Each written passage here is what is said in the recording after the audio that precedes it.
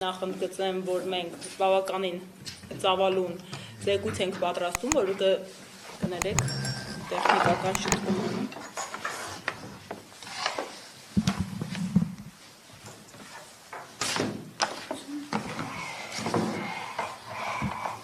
Շնորհակալ եմ։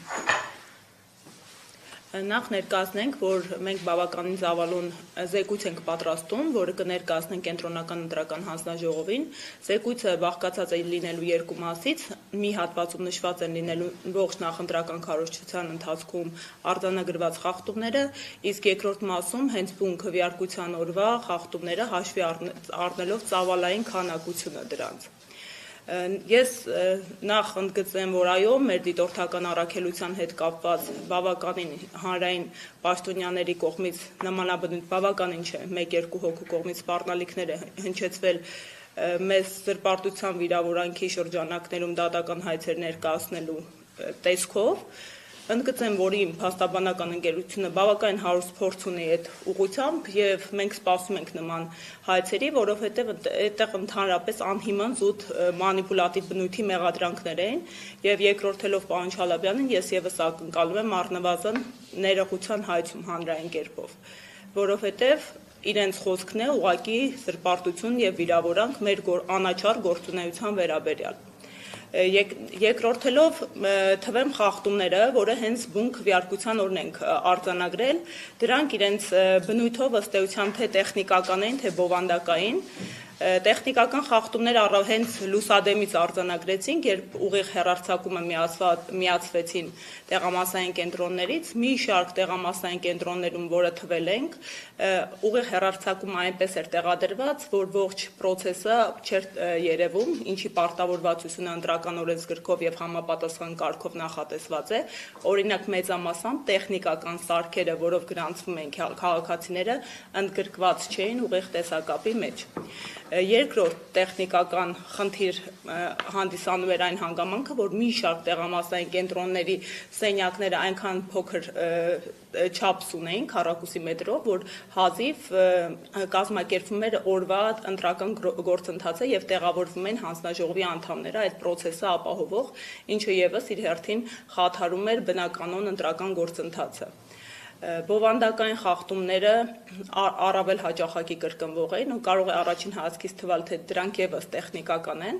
բայց համակցության մեջ, մեր օրենսդրության պահանջները վերլուծելիս դրանք մի քանի օրենսդրության խախտման ներքո են հայտնվում։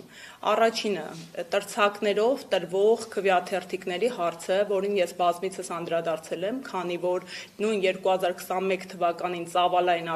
առավել շատ խախտումները մենք հենց այդ հարցի շուրջ ենք արձանագրել։ Քաղաքացին, երբ մոտենում է հանձնաժողովի համապատասխան անդամին, իր առջև պետք է բոլոր ուժերի քվեաթերթիկները հավաքվեն եւ տրցակով տան։ Մի շարք տեղամասերում արձանագրեցինք, որ սկսեցին հանձնաժողովի անդամները կրկին նախապես հավաքել եւ տրամադրել։ Արդյունքում ես ունեցել եմ դեպք, որտեղ անձամբ ներկա եմ եղել, երբ քաղաքացին մտնում է քվեախցիկ եւ բարձրաձայնում է, որ իր համար ցանկալի ուժի քվեաթերթիկը չի գտնում։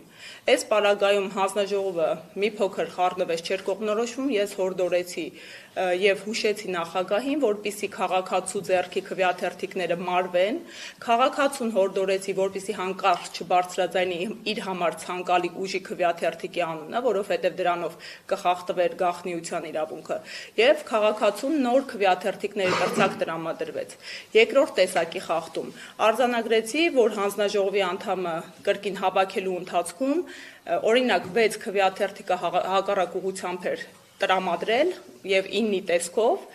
ինչը քաղաքացիների համար 1-ից մինչեւ 5 թերթելուց արդյունքում ամիջապես 9 էր հայտնվում, 6-ի փոխարեն եւս հավանական շփոթմունքի տեղիք էր տալիս։ Իմ հորդորի արդյունքում հանձնաժողովի անդամը շփոթված ուղեց, հնարավոր է դա դիտավորություն չի, բայց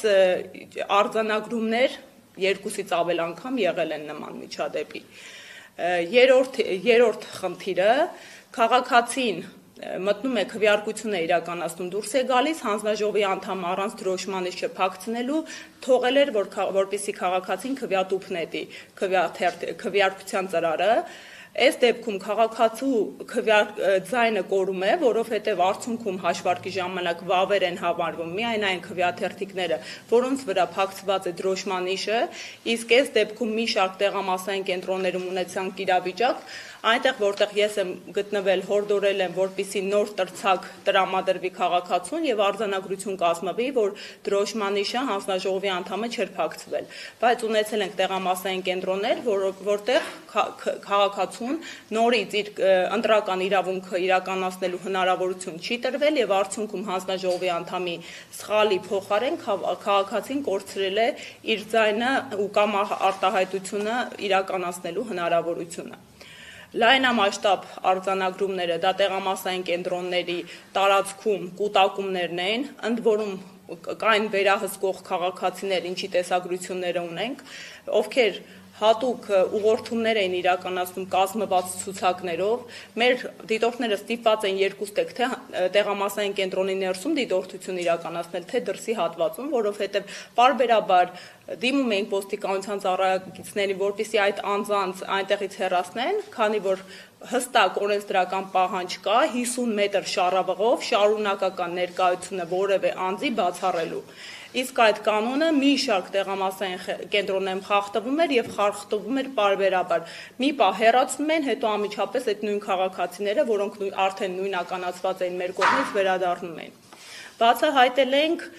քաղաքացիական պայմանագիր կուսակցության վստահված անձանց սխեմատիկ գործունեություն ցուցակների տեսքով, կրկին ընդգծում եմ, անգամ որոշ դիտորդական առաքելություններ կարծես մեր նկատմամբ էին դիտորդություն իրականացնում, նշելով, որ դա ընդամենը տեխնիկական խնդիր է, քանի որ մարդիկ մասնակցություն են հաշվում, բայց մենք ունենք տասնյակ օրինակներ արձանագրված լուսանկարների ու տեսանյութերի տեսքով, ու այդ հաշվարկները մեր դիտորդները արձանագրել են, որ զուտ տեխնիկական չէին, տարբեր բնույթի նշումներ էին իրականացվում ոչ միայն մասնակիցների, այլև որոշ անձանց ներս մտնելու պարագայում այդ վստահված անձը հաղորդակցում էր տվյալ քաղաքացու հետ, ընդ որում անգամ արձանագրել ենք բաց ցուցակ անվանական։ Ու այդ այսինքն մեր պնդումը այն է, որ զուտ հաշվարկ չէր իրականացում, նաև վերահսկողություններ իրականացում այն քաղաքացիների նկատմամբ, ովքեր պետք է իրականացնեն քվեարկությունը։ Ամփոփելով ասեմ, արձանագրել ենք խախտման դեպքեր, երբ մայրը սահմանափական գործունակ որդու փոխարեն քվեարկել է, ինչ իրավունքը չուներ, եւ օրը ամփոփվեց նաև լուսանջատումներով մի շարք տեղամասային կենտրոններով, ինչի վերաբերյալ ահազանգեցի։ Ամփոփելով ես ողջ ընտրական գործընթացը, հենց քվեարկության օրվա խախտումները, գալիս ենք այն պնդմանը, որ դիտորդական առաքելությունը անաչառ, իրապես հանրային վերահսկողության լրջագույն գործիք է, եւ մեր գործունեության արդյունավետությունը, ինչպես նաև մեր գործընկեր զանգվածային լրատվության միջոցների օպերատիվությունը եկան պնդելու, որ այո, միատեղ եւ համագործակցային սկզբունքներով գործունեության արդյունքում հնարավոր է կանխարգելել մի շարք խախտումները եւ ունենալ ավելի իրատեսական եւ անաչառ արդյունքներ։